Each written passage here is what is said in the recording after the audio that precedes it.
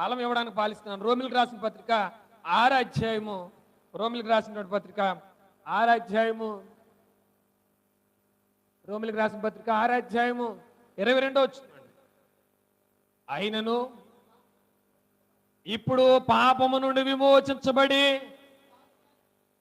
దేవునికి దాసులైనందున పరిశుద్ధత కలుగుటియే మీకు ఫలము.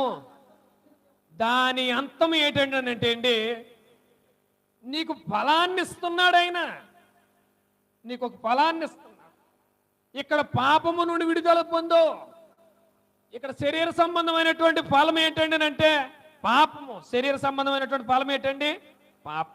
పాపము నుండి విమోచించబడి ఎక్కడికి వస్తున్నాం అంటేనండి, ఆత్మ సంబంధమైనటువంటి ఫలం ఏంటండి అంటే అండి పరిశుద్ధత కలుగుటే. దాని అంతం ఏంటండి?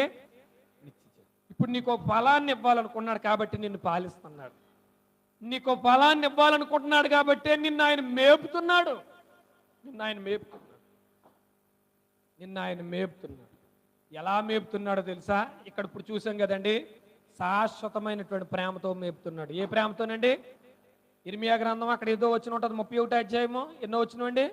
3వ వచనం అనుకుంటాను. చూడండి, ఇర్మియా గ్రంథం 31వ అధ్యాయము 3వ వచనం చదువుకున్నట్లయితే, ఇర్మియా గ్రంథం 31వ అధ్యాయము 3వ వచనం. చాలా కాలము క్రిందట యెహోవా నాకు ప్రత్యక్షమై ఇట్లనును, శాశ్వతమైన ప్రేమతో నేను నిన్ను ప్రేమించుచున్నాను గనుక విడువక. నీ ఎడల నేను ఏం చూపెడుతున్నాను? నిన్ను విడిచిపెట్టకుండా నీ ఎడల కృప చూపించి నీకు ఒక ఫలాన్ని ఇస్తున్నాను. నిన్ను ప్రేమిస్తున్నాను. మనుషులు ఏమనుకుంటున్నారంటే అండి, దేవుడు నన్ను ప్రేమిస్తున్నాడో ప్రేమించట్లేదో అని అనుకున్నా. మరి నువ్వు ప్రేమించే రీతి, నేను ప్రేమించే రీతి సరిగ్గా ఉందా? ఎఫెసీయులు రాసిన పత్రిక 6వ అధ్యాయంలో ఎన్నో వచ్చినవండి అక్కడ అమ్మా? 24 వచ్చినవా? 24 వచ్చు. ఎఫెసీయులు రాసిన పత్రిక 6వ అధ్యాయం 24 వచ్చును.